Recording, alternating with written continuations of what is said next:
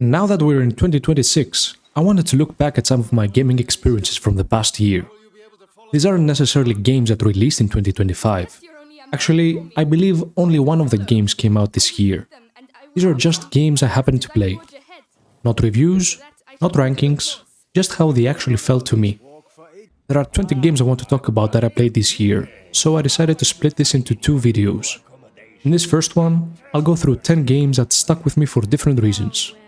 Some surprised me, some disappointed me, and some just stayed in my head longer than I expected.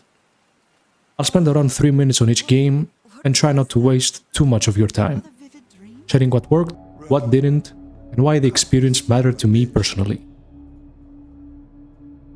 God will not let you take me. In Garde, you play as Adalia the Volador, a legendary swordsman fighting the corrupt Count Duke.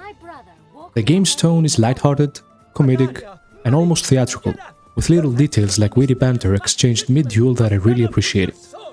Graphically, the game is stylish and expressive. The environments are beautifully and colorfully painted.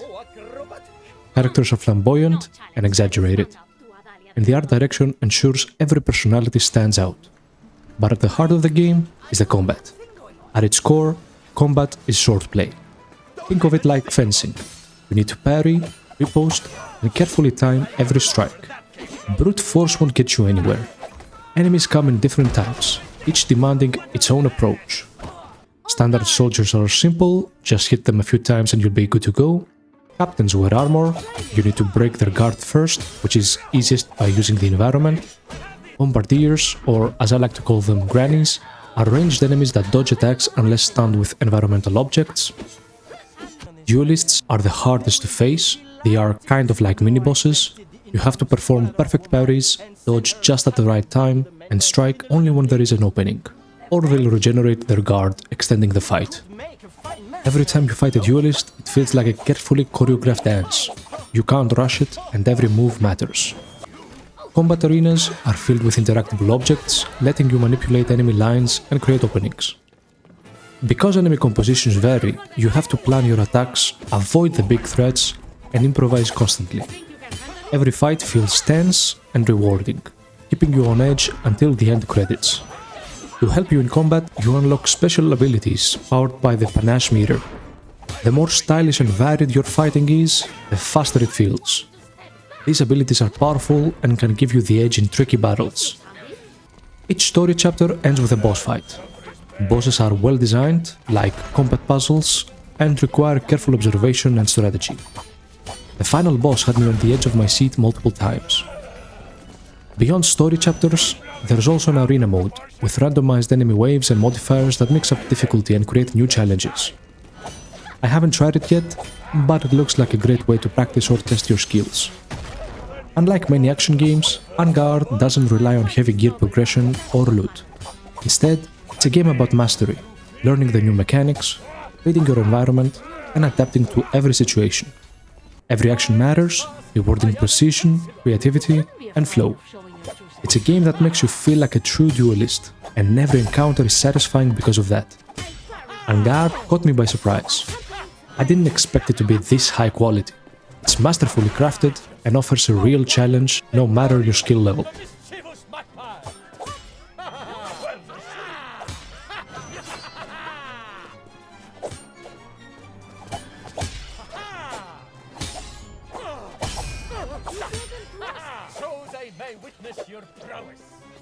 In Flintlock Siege of Dawn, you play as Nioh, a soldier of the Coalition army who sets out on a mission to fight the old gods. Early on, we learn about a god named Uru. He is the guardian of the afterlife. Think of him like Cerberus. Uru has been mysteriously released from his prison, and now the undead roam the land of the living.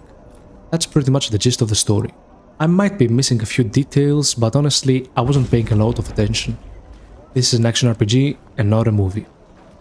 Thankfully, there aren't many cutscenes, and the story is serviceable, so I can't complain. The important part is that humanity's existence is in danger as a result of the undead roaming the land of the living, and because of that, we have beef with the old gods, and we are ready to take the fight to them. Very early in the game, we meet Enki, a black fox who accompanies you throughout your journey. He's here to help us slay the gods, and he also bestows us with magical abilities that play a huge role in both combat and traversal. The combat system mixes melee weapons, firearms, and magic. Melee is your bread and butter. You'll be using it most of the time. You can block most attacks and even parry if you time it just right. Red glowing attacks can't be blocked or parried and must either be dodged or interrupted. You can break an enemy's attack using your pistol, which uses gunpowder. The neat part is that you regain gunpowder every few successful melee hits. I love this system because it encourages you to stay on the offensive and keep using the pistol. You are also equipped with a long-range firearm. These are heavier hitting compared to the pistol, but use different ammo and need to be manually reloaded. They're great for taking out ranged enemies who would otherwise be a pain to approach. Then there's magic. As I mentioned, the fox helps you in battle with spells. There are two types, active skills and witherings.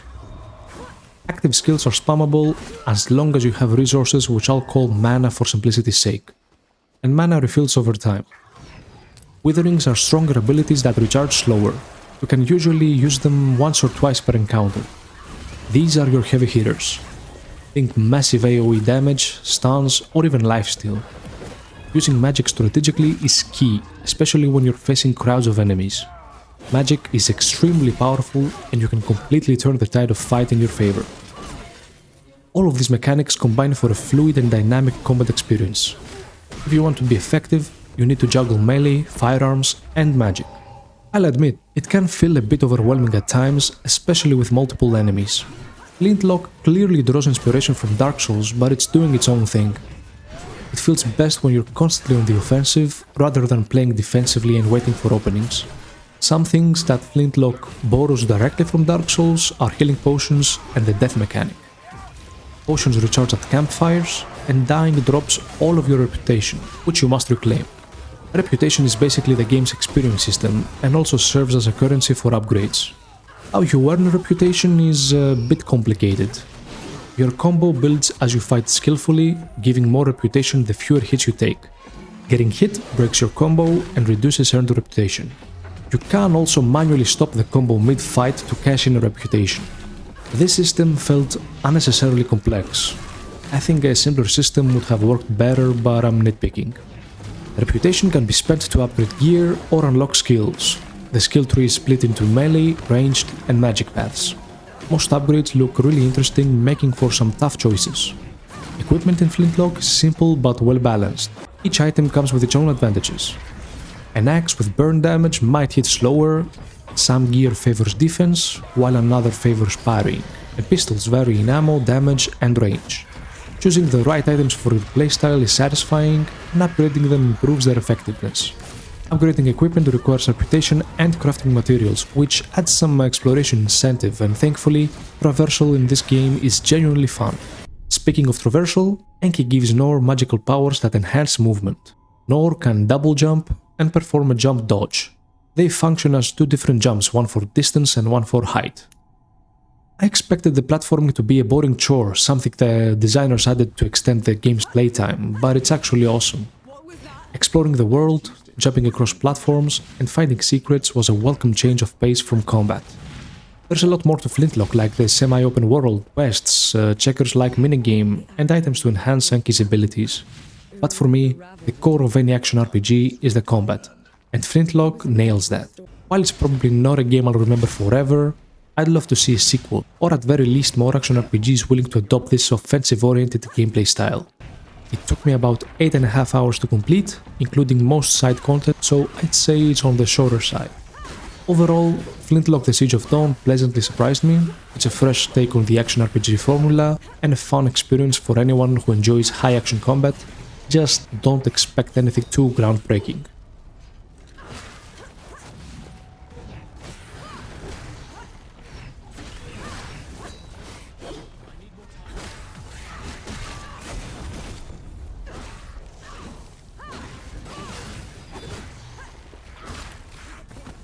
In crime boss Rockay City, you play as Travis Baker, a crime boss trying to make a name for himself in a mob-ridden city.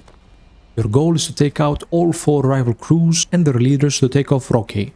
You will be doing all of this while avoiding the cops and the sheriff, who happens to be none other than the legend himself, Chuck Norris. In fact, Crime Boss leans hard on its celebrity cast. Travis Baker is voiced by Michael Madsen, the sheriff is portrayed and voiced by Chuck Norris, Danny Trejo and Vanilla Ice also show up as rival mob leaders. So what do you actually do? Well, it's crime time.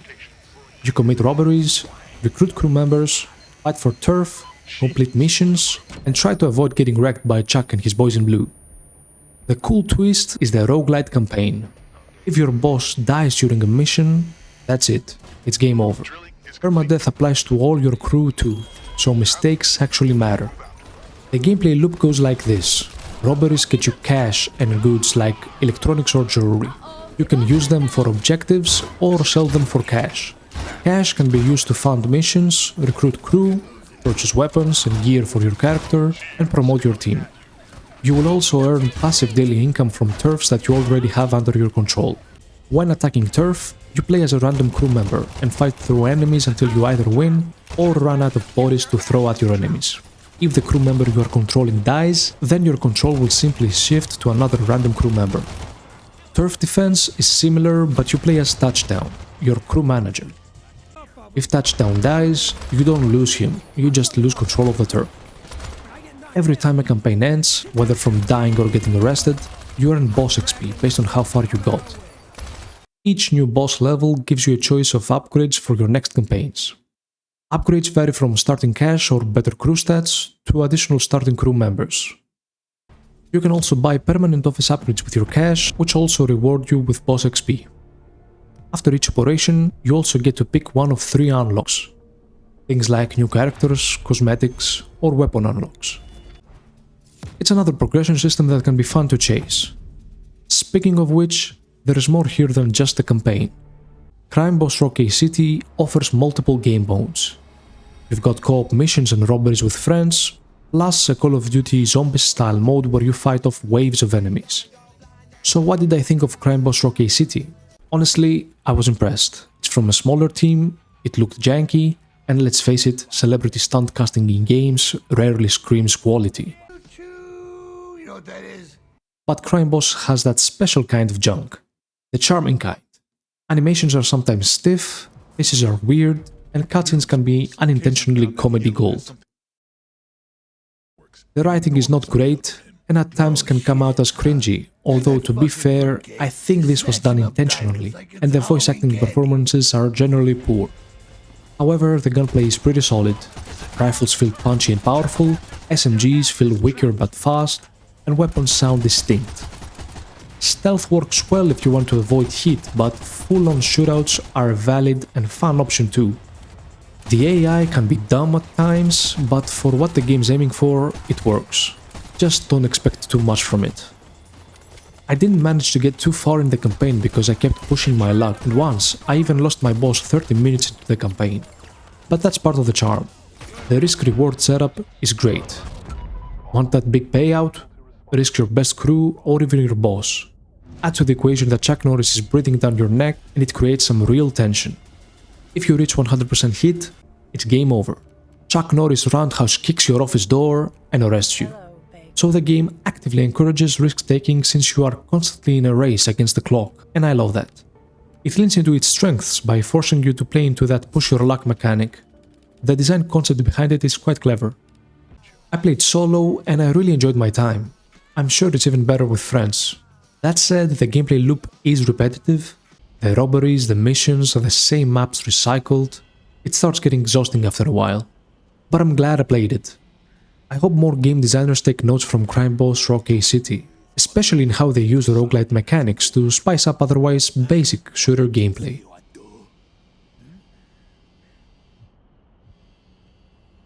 You know what that is?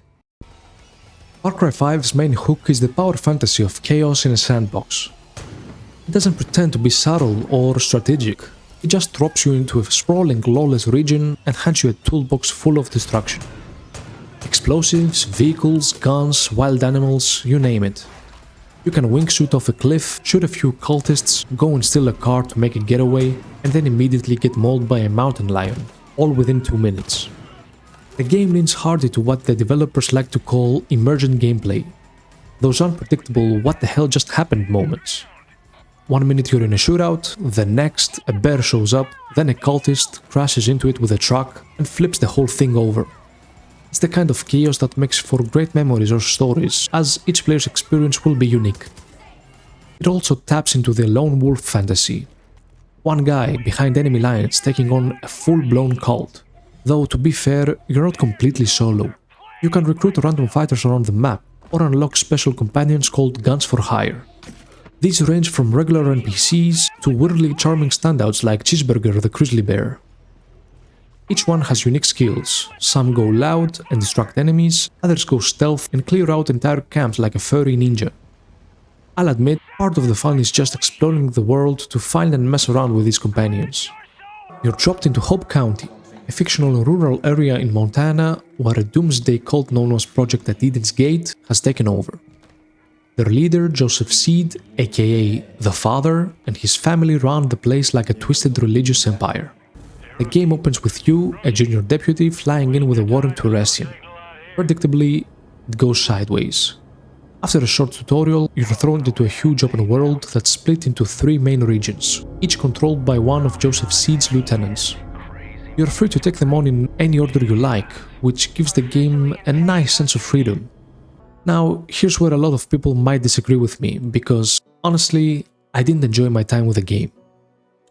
I know this Far Cry was pretty beloved, and I'm genuinely happy for those who got something out of it, but for me, my experience was kind of miserable. Although the game technically delivers what it promises, to me it all felt shallow. Like the saying, as deep as a puddle and as wide as an ocean. My expectations were probably a big part of the problem. The setup is awesome, taking down a cult in the middle of nowhere, that's badass. But once the intro was over and I got into the main gameplay loop, it just didn't hook me. The world itself felt incredibly bland. Settlements felt generic, missions were forgettable, and every enemy looked the same. Yeah, I get that they're cultists, and cultists usually wear matching outfits and have the same haircut, but still, would it kill them to mix it up a little bit? The AI didn't help either, it was borderline brain dead. On top of that, the map looked like it had been procedurally generated and then edited by someone who gave up halfway through. Huge chunks of empty space with not much going on. If this game came out today, I'd honestly believe it was entirely made by generative AI. The game doesn't even have a minimap. I know some people like that change and that's fair, but why not just let us toggle it? Options never hurt anyone, that way everyone would be happy. Then there's the gunplay, which in an FPS is kind of a big deal. It felt weak, weapons lacked impact and the inventory system was unintuitive. Nothing about the core shooting experience felt satisfying or precise. And while we're on that topic of questionable design choices, who thought it was a good idea to force players into a main story mission the moment they hit the required score for one of their cult leaders? That was unbelievably annoying. You'll be in the middle of exploring or doing something else, and suddenly, bam! Black screen, cutscene, you've been kidnapped and the cultists are trying to brainwash you. Totally immersion breaking. For context, the only other Far Cry game I've ever played is Far Cry 3, and I love that one. That game had crafting, gear, upgrades, and a real sense of progression. In Far Cry 5, all of that stripped down or missing. I think the devs were trying to break the mold a bit, and maybe that's why a lot of people liked it. If you've played every Far Cry title up to that point, I get why something different might be refreshing. They even poke fun at themselves early on with the radio tower joke. Ubisoft is becoming self-aware. I know what you're thinking, and no. I ain't gonna have you climbing towers all over the county for me, so don't worry. Also, try not to fall from up there. Overall, the game just didn't click for me. I respect the core design ideas, I can see why they work for other people, but they weren't what I was looking for in a Far Cry game. I'll admit, part of that's on me. My expectation didn't line up with what the game was trying to do, and that's probably where the disconnect came from. It felt like the right game, just at the wrong time. In my defense though, the terrible AI, the lifeless world, the copy-paste enemies, and those immersion-breaking forced main story missions didn't do the game any favors. It wasn't just a mismatch, it was also just a bit of a mess. treasure state. People got a lot of names for it. I just call it home. Maybe that's what blinded us to how ugly the people were getting. Good day to you, bro. They were different. Religious. Militant. It was a goddamn cult. Lapse is upon us, my children. Who wish to harm us. Some will wish to destroy all that we have built here together. Some will betray us.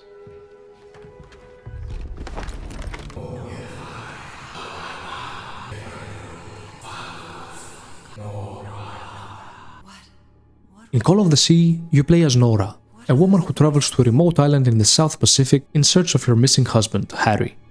He was part of an expedition trying to uncover ancient secrets, and as Nora explores the island, she slowly uncovers what happened to him and what is happening to herself.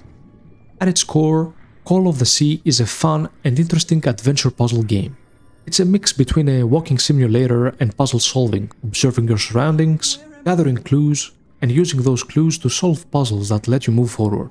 The story hooked me pretty early on. It's not anything groundbreaking, but it's told in a way that keeps you curious. As Nora explores the island, you start to learn that there's more going on than just a missing expedition. There are hints of ancient civilizations, strange rituals, and eventually revelations about Nora herself, including her connection to the island and her transformation into something not entirely human.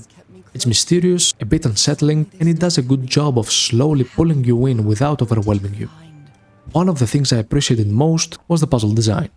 The puzzles aren't too difficult, but they're also not brainless. They manage to strike a really nice balance. You rarely feel stuck for too long, but you do have to pay attention. The game rewards observation, note-taking, and actually thinking about what the environment is trying to tell you. There's also a good sense of progression in the puzzle difficulty. Usually, when you enter a new area, the first few puzzles are fairly straightforward and help you understand the mechanics. As you move forward, things gradually become more complex. You might need to combine multiple clues, manipulate different objects, or rethink assumptions you made earlier. It feels natural and well-paced. Atmosphere is where Call of the Sea really shines. The sense of mystery is constant, and the island always feels like it's hiding something just out of reach. The graphics and overall presentation are beautiful, with gorgeous, colorful environments that make exploration genuinely enjoyable. Even when you're just walking around, the game feels calm, immersive, and thoughtfully crafted. Overall, Call of the Sea is a solid adventure puzzle with strong atmosphere, a memorable visual style, and puzzles that respect your intelligence without punishing you. It's the kind of game you play slowly, soak in the environment, and let the mystery unfold at its own pace. Harry's crew might have stayed here. This enormous stone slab looks like a mechanism to get up to the outcrop. My God.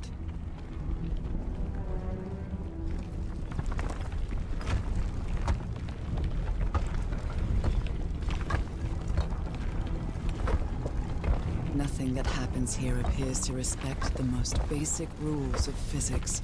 In Plague Tale: Innocence, you play as Amicia, a young girl trying to survive and protect her younger brother Hugo in a dark, brutal version of medieval France.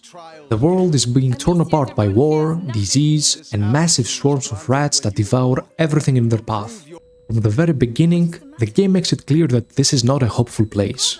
It's gloomy, oppressive, and constantly feels like things are getting worse rather than better. What really stood out to me early on was how unique the core gameplay mechanics are. The idea of using light to keep yourself safe from the swarm of rats is genuinely clever. You're constantly lighting torches, moving light sources, or sometimes putting fires out on purpose to manipulate where the rats can and can't go. It's not something you normally see in games, and it gives the world its own identity. The rats don't just exist as a background threat, they actively shape how you move through the environment. There is combat in the game, but it's very clear that fighting is meant to be used as a last resort. Stealth is king here, and in many sections it's necessary for your survival. You're often weak, outnumbered, and vulnerable, which fits the tone of the story perfectly. Sneaking past enemies, distracting them, or avoiding confrontation altogether usually feels like the smartest option, rather than the most exciting one.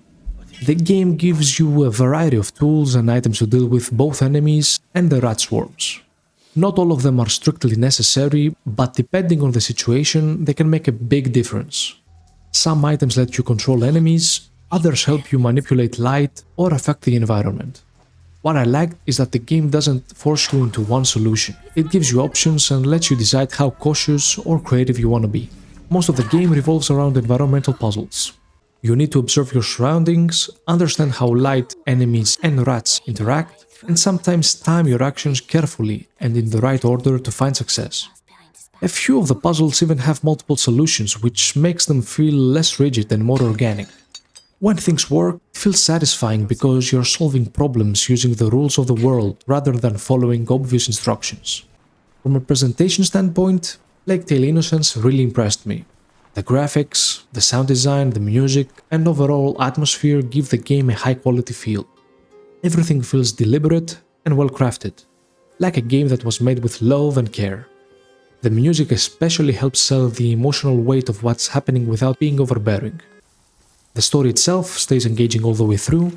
It keeps introducing new elements, raising the stakes, and developing the relationship between Amicia and Hugo in a way that feels natural. Plague Tale took me around 8.5 hours to finish. It is on the shorter side, but that works in its favor. It doesn't overstay its welcome, and it ends before the experience becomes exhausting or repetitive. Overall, I was seriously impressed by Plague Tale Innocence. I didn't expect much going in, even though I knew it was well reviewed by the community, and it ended up surprising me in a really positive way. It's dark, focused, and confident in what it wants to be, and because of that, it left a strong impression on me. Come back! Where are you going? You found new friends. Yes!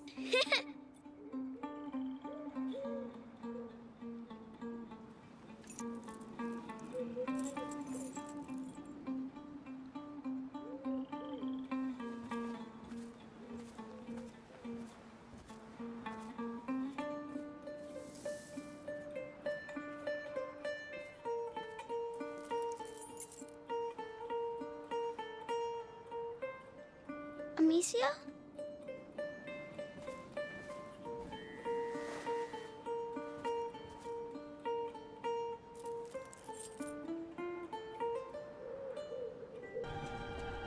Inspired by the tale of Pinocchio, in Lies of P you play as the puppet itself, Pinocchio, navigating the nightmarish city of Krat. The city has collapsed after a puppet frenzy, with machines turning on their creators and strange diseases spreading among the remaining humans. As you explore Krat, you're trying to uncover what caused the collapse, what it means to be human, and how truth and lies shape the world around you. From the very start, it's obvious that Lies of P is heavily inspired by Dark Souls. It's not shy about it at all. The atmosphere, the level design, the progression systems, all of it feels familiar if you've played From Software games. That said, this is easily the best Souls-like game I've played that isn't made by From Software themselves. It sticks close to the formula, but it also makes some meaningful changes that gives it its own identity. One of those changes, and something I initially struggled with, is how the game expects you to approach combat. I made the mistake of playing Lies of P as if it was a Dark Souls game, relying heavily on dodging enemy attacks. That works to a point, but it's not really how the game wants to be played. Instead, the designers clearly want you to focus on perfect dodging most attacks. Once I understood that, things started to finally click, but it also made the game feel harder than Dark Souls in my opinion. Blocking in Lies of P is a really interesting mechanic. When you block normally, you still take some damage, but that damage becomes recoverable health, which you can slowly regain by landing successful hits on enemies. It's a very deliberate risk-reward system. If you play well and stay on the aggressive, you can recover that lost health, but if you get hit again before doing so, that recoverable health is gone. And to heal back to full health, you're forced to use a pulse cell, which is this game's version of an Estus flask. Speaking of pulse cells, Lies of P introduces one of my favorite mechanics in the game. When you use your very last pulse cell, you don't just run out and panic. Instead, you're given a chance to refill it by landing successful attacks. This creates some incredibly tense, high adrenaline moments when you're low on health, out of healing, and forced to stay on the aggressive instead of retreating. It's a brilliant design choice that pushes you forward and rewards confidence without completely removing the danger.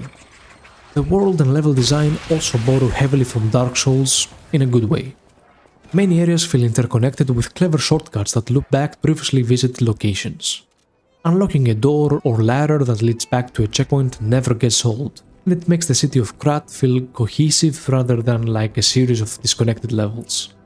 Progression-wise, the game uses Ergo as its main currency, which works exactly like Souls.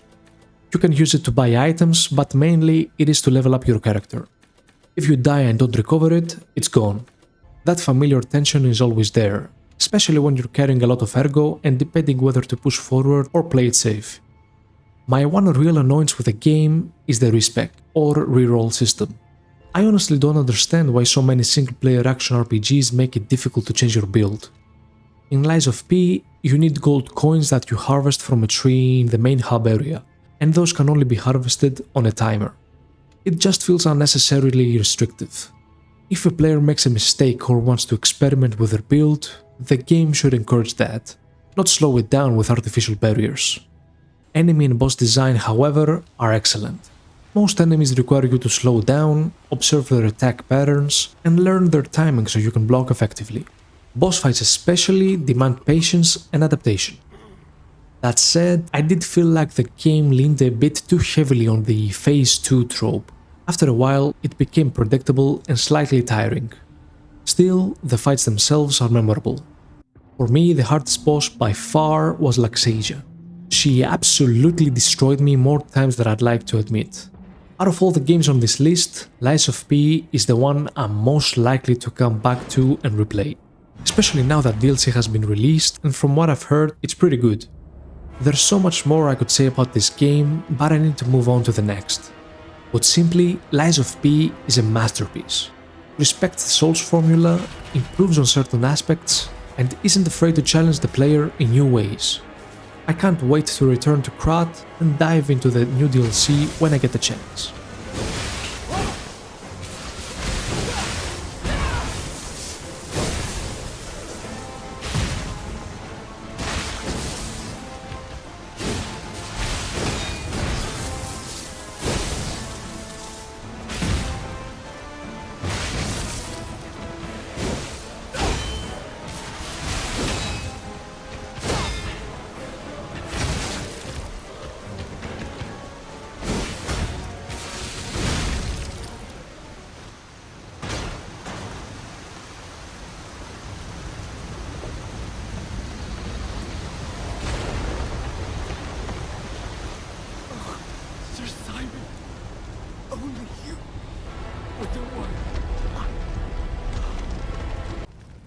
Keeping on with the Souls-like theme, I also played Nioh. In Nioh, you play as William, a foreign samurai navigating a war-torn version of Japan during the Sengoku period, where historical events mix with Japanese folklore and supernatural creatures. There's political conflict, demons, and a lot of spiritual chaos going on, but to be honest, I didn't care about the story at all, and that was completely fine by me. I don't really play these kinds of games for the narrative.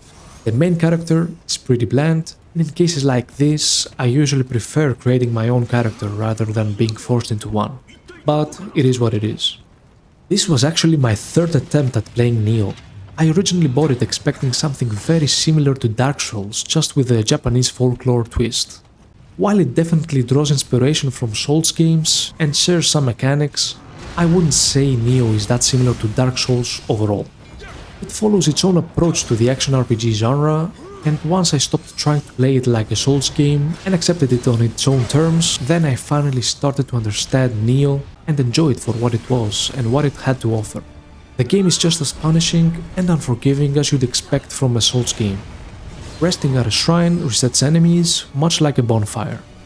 Dying causes you to drop all Amrita, which works like Souls games, and enemies hit incredibly hard. Mistakes are punished, and the game doesn't really hold your hand. That said, the combat is tight, responsive, and extremely deep once you start understanding how everything works. One thing I didn't expect to enjoy as much as I did is the loot-based nature of the game. Enemies constantly drop gear, weapons, and crafting materials. At first, this didn't really excite me, but eventually I got used to it. Gear comes in different rarities. There are specific sets that give you bonuses when equipped together, and you can fine-tune your build around that. I found myself finishing a mission and then spending time in the menu going through all the loot, comparing stats and tweaking my loadout. It was actually a nice calming break from all the intense action. What I didn't love though is how the game structures its missions. Instead of a connected world, you select the missions from a map. There's no open world or seamless exploration, which makes the experience feel more segmented. It's not a deal breaker, but it does break immersion compared to other Souls-like games. A lot of the levels used in main missions are also recycled in side missions, which is a big negative in my book. Where Nioh truly shines is its combat system, especially the weapon variety and stance mechanics.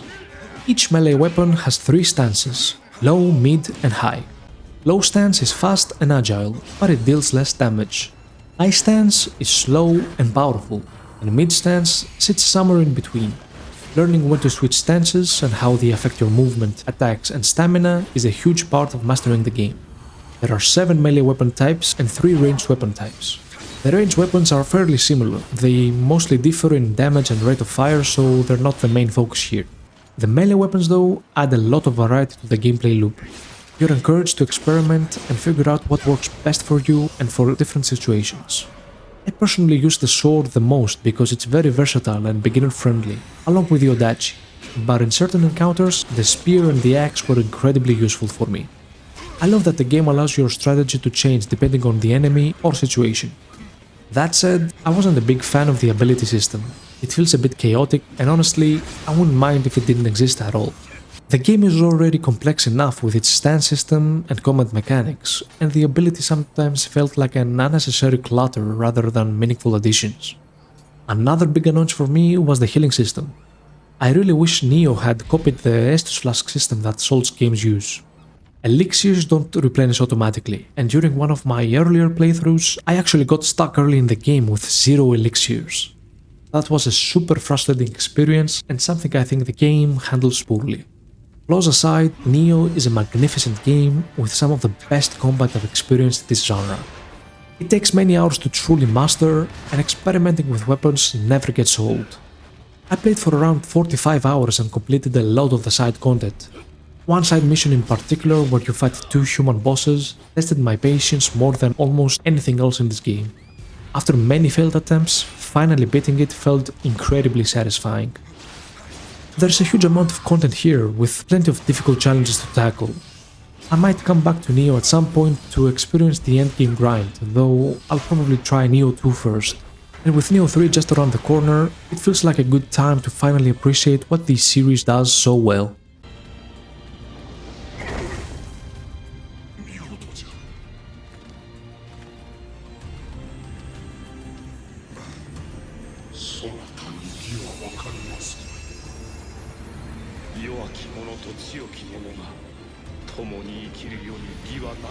Sleeping Dogs originally came out in 2012, at a time when a lot of games were clearly trying to copy the Grand Theft Auto formula.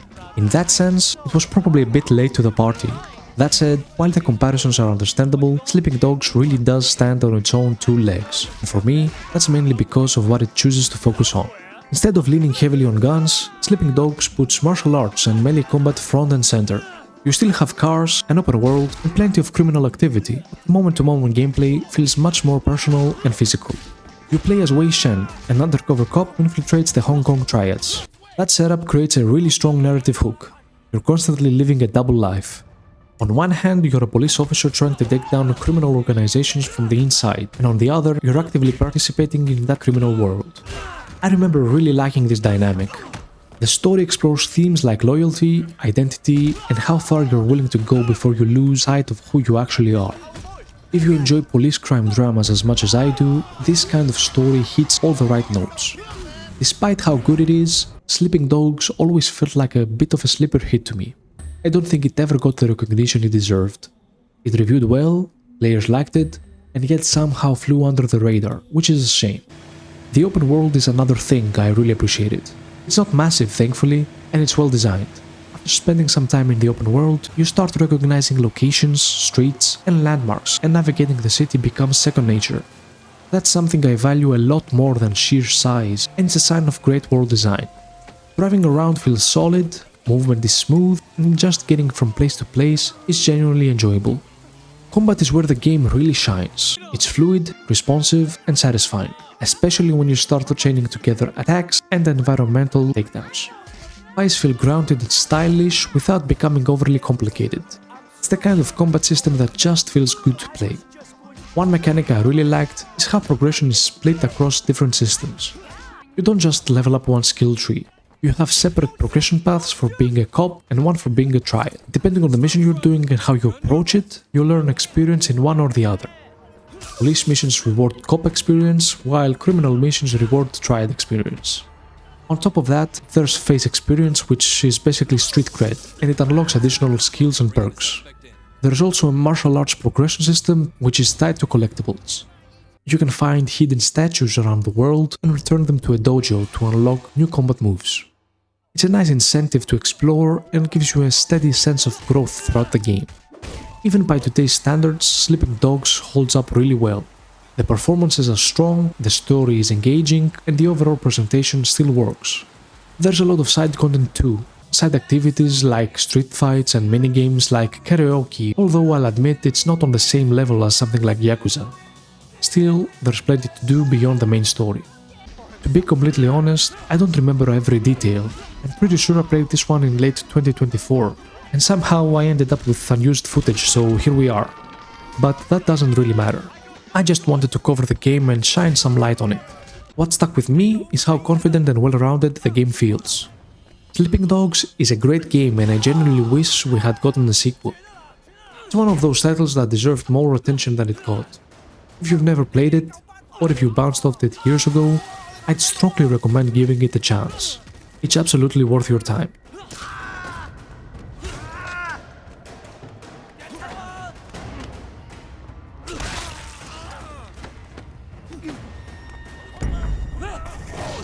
The Outer Worlds released to a lot of mixed reactions, especially early on. I remember many people throwing shade at Obsidian when it came out because everyone was expecting a kind of spiritual successor to Fallout New Vegas. To be fair though, Obsidian never really advertised it as that, even if expectations were clearly there. For a quick review of the setup, The Outer Worlds takes place in a corporate-controlled sci-fi colony called Halcyon, where mega-corporations run everything, including people's lives. You play as a character who's awakened from cryosleep after decades, only to discover that the colony is slowly falling apart. From there, you get pulled into political conflicts, corporate greed, and moral choices that shape the future of the system. It's very much a story about power, control, and absurd capitalism, told with a lot of humor. Even though it isn't New Vegas in space, you can absolutely feel that Obsidian touch. The dialogue is where the game really shines.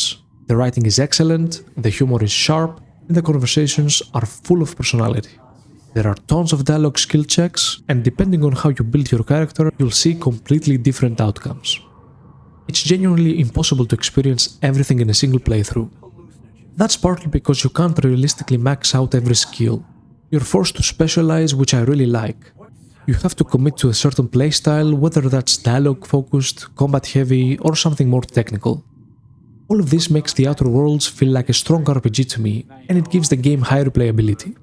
I'm genuinely looking forward to coming back to it, trying a different build, and making different choices. The companions deserve a special mention. They're one of the highlights of the game. Each companion has a distinct personality, their own worldview, and their own backstory.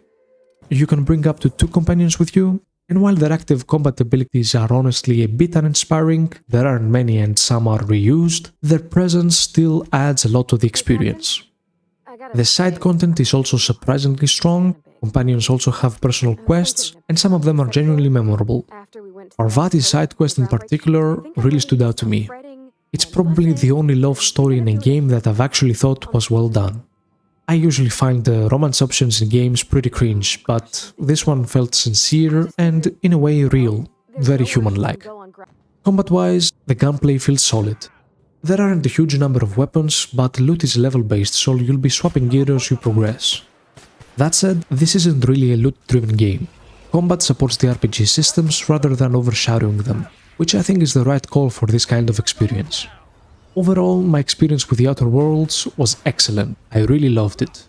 This is probably my favorite sci-fi shooter RPG I've played in a long time, mainly because I usually prefer high fantasy over sci-fi.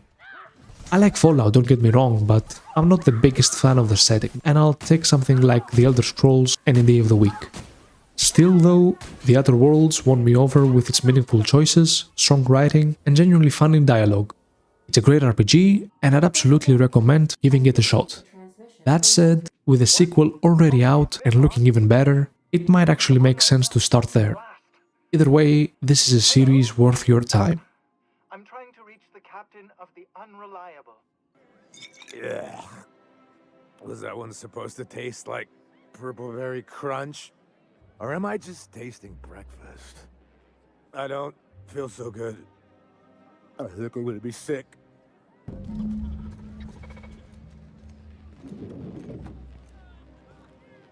UDL security. Sit down.